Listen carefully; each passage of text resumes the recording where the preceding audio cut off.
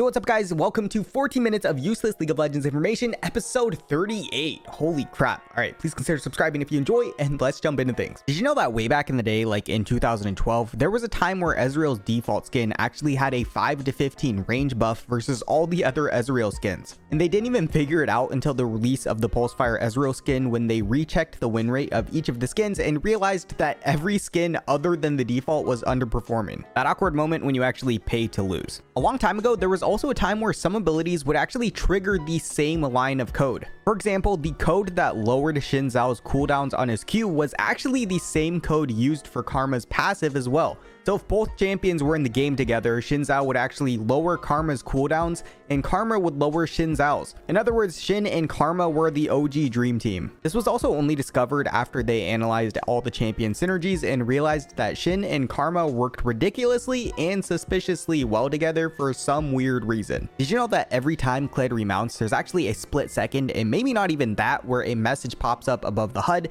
that says best team ever? It's really fast though, so you pretty much have to look for it to catch it. Did you know that the code for Vi's ultimate was actually copied straight from Nautilus's R, but instead of the wave that shot out from him, it's of course Vi herself flying at the target? Did you know that TFT matches are actually coded as loading 8 Kaisas with Ghost and Heal? You can actually just see it for a split second sometimes when it lags too. Additionally, because of this, there also used to be a glitch where if you all picked Kaisa in one for all, the game would actually crash because it would try to load as a TFT game instead. Kind of interesting, and also just shows how much spaghetti code is in this game. Okay, so do you know how everything is basically coded as a minion, like Anivia's wall or J4's walls? Well, apparently Nocturne's ult allegedly worked the same way, and it was essentially just one thick-ass minion covering the entire map to make it darker. Also, Vel'Koz's W also used to be a minion, so sometimes it would accidentally block abilities like Nautilus's hooks, or even Morgana's Q like in this clip here. Similarly, a long time ago, Tryndamere was also considered one of the best counters to Xerath because Xerath's Q was also made up of minions.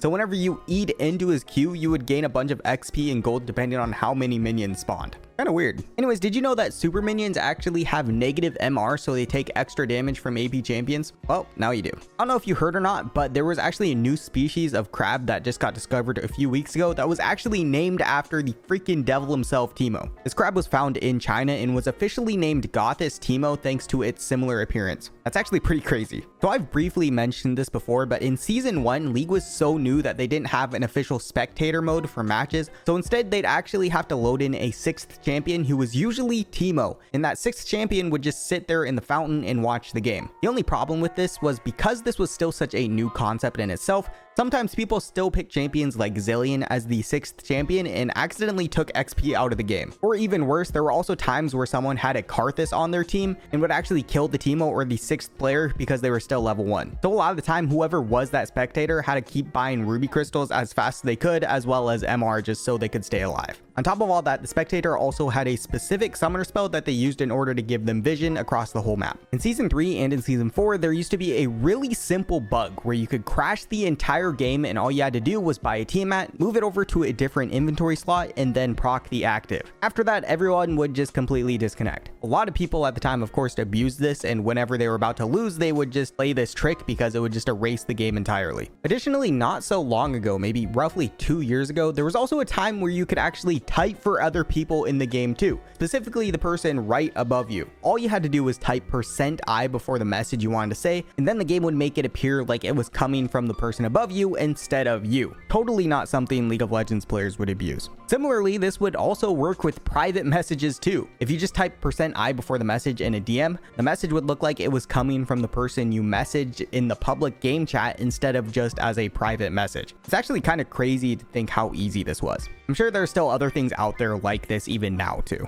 Did you know that in Shen's original lore, he had a ritual where he had to watch his father get tortured to death, and during it, he couldn't have any reaction or show any emotion? League was definitely a lot more savage back then. In 2012, Riot had one of the worst technical difficulty malfunctions in history. This was the quarterfinals of Worlds between CLG and World Elite, and everything was going fine all the way up until Game 3. Because in Game 3, after playing a 59-minute long game, everyone just completely disconnected. Everything was going great, amazing team fight, the game was about to be decided, and all of a sudden, the internet goes out.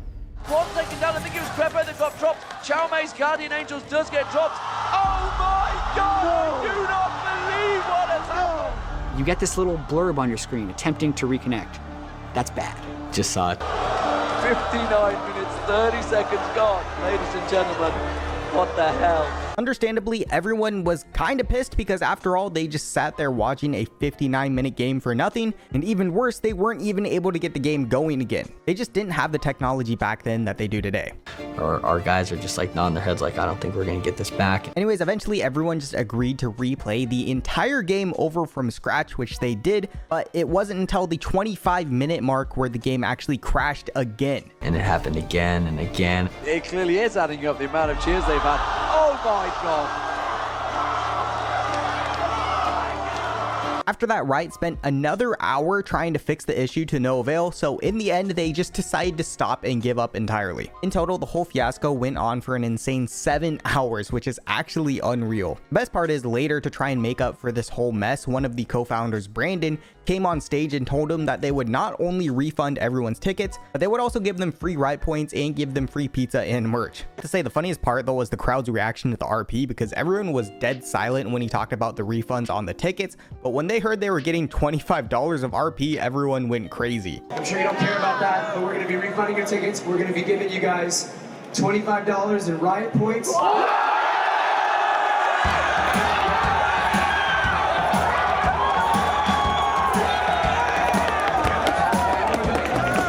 We also have a merchandise store full of stuff, and we want to give that to you guys too for free.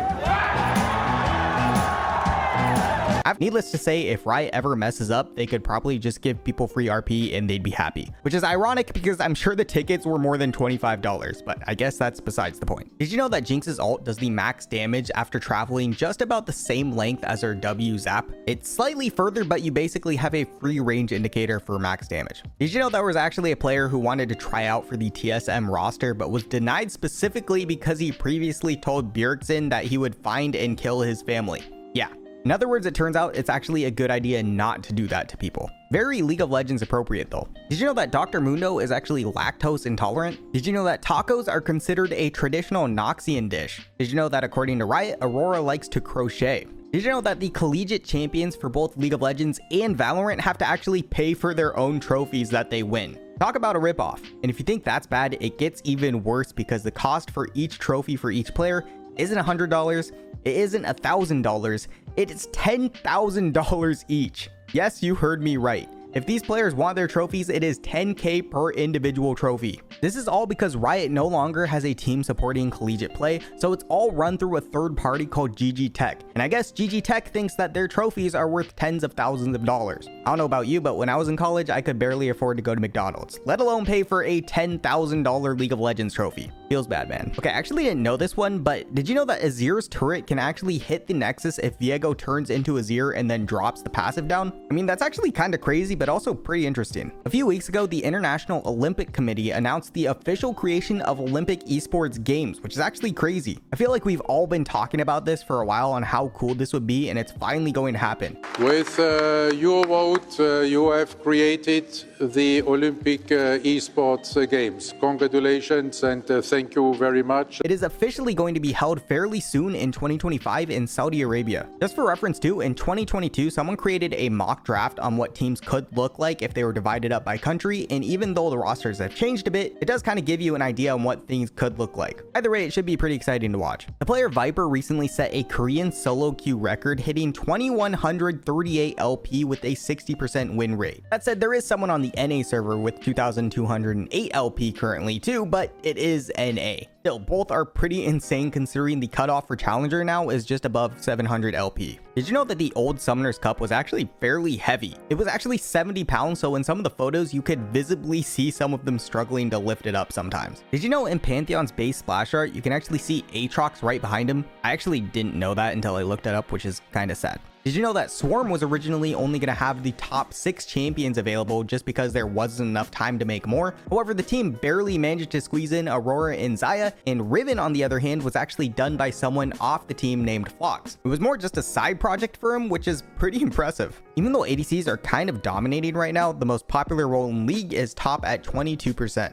Also, on average, Malphite players, Morgana players, and Misfortune players right now are tied for having the worst average rank in the game at Silver 4. So congrats, I guess. Did you know that Darius was actually going to be an eagle originally, and his ult was going to be him picking up his enemies and dropping them on the other team? Unfortunately though, it did end up, of course, getting scratched. Additionally, did you know that right before Darius was supposed to be released, Riot's legal team actually had the animator at the time redo his ultimate animation because they deemed it to be too gory for the game? And given how okay they used to be with graphic things in general, I can't even imagine what it looked like originally. Anyway, speaking of graphic things, there's some pretty graphic death animations out there too, like Kagama's, for example, where after his passive ends, he just explodes and his body waddles around for a bit. But there's also even old Aurelia's, which may have been even worse, where her swords just straight up turn on her and kebab her instead. Kind of like Tryndamere death animation too, where his sword just flies in the air and then lands on top of him, which also doesn't look too comfortable. Did you know that both the items Zeal and Sheen used to be one item combined in the alpha stages of League called, well,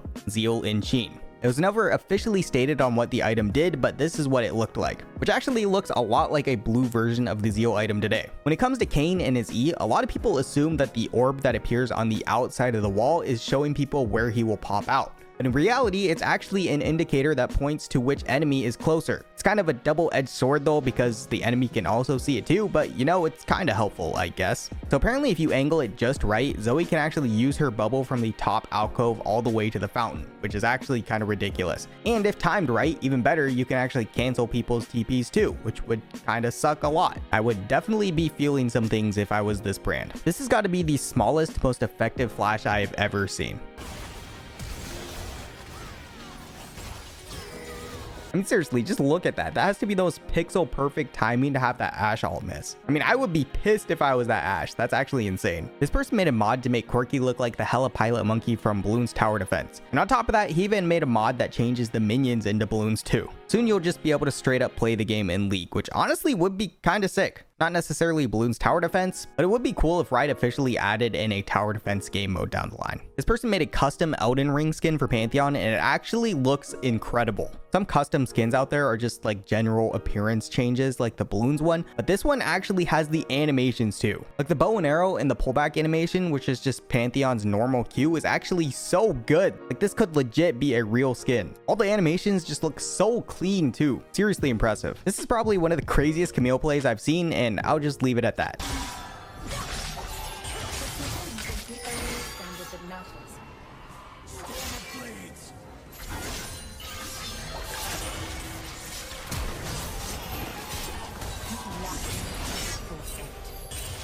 Apparently there are actually scripts out there for reporting every single person in your lobby for each of the things, and if that doesn't scream League of Legends in a nutshell, I really don't know what does. Graves has a voice line where he says, "I got you, darkness." Because for a while he was the only other champion other than Nocturne who could inflict near sight. So whenever he would hit Nocturne with his smoke grenade, he would say that voice line. 6 years ago, back in patch 8.11, Riot made it an insane update where they decided to rework the banner of command item by making it so siege items took 70% reduced damage taken from champions. Yes, you heard me right. 70% reduced damage. This made minions so busted that it literally took your entire team to kill them sometimes, and combined with Baron buff, they were almost unstoppable. On top of that, your entire team could buy it too, so you could essentially just have a super wave of minions if all of you used your banner on one wave together.